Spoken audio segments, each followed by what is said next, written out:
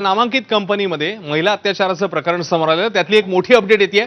या कंपनीच्या नाशिक युनिटला आता टाळं लागताना आपल्याला बघायला मिळेल। नामांकित कंपनीला तिकडे नाशिकमध्ये टाळं लागणार आहे। कंपनीमधील कर्मचाऱ्यांना मुंबई पुण्यातल्या इतर प्रोजेक्टमध्ये शिफ्ट केलं जाईल अशी सध्याची माहिती आहे। मुकुल कुलकर्णी ताजे अपडेट्स देतील। मुकुल, ही अत्यंत मोठी आणि धक्कादायक अशी घडामोड आहे। नाशिकमधल्या याच कंपनीमध्ये गेल्या काही वर्षापासून महिलांवर अत्याचार सुरू होते, विनयभंग केला जात होता, काहींवर धर्मांतरणाचे देखील प्रयत्न करण्यात आलेले होते।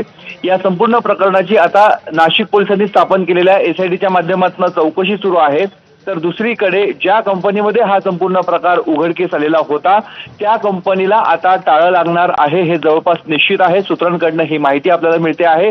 नाशिकमधल्या कंपनीमध्ये जे कर्मचारी काम करत होते त्या कर्मचाऱ्यांना मुंबई किंवा पुणे इथल्या युनिटमध्ये वेगवेगळ्या प्रकल्पांमध्ये समाविष्ट केलं जाणार आहे आणि टप्प्याटप्प्याने नाशिकचं काम हे बंद केलं जाईल। आता सध्या कंपनीचं काम सुरू आहे, मात्र मोजकेच लोक कंपनीमध्ये येत आहेत।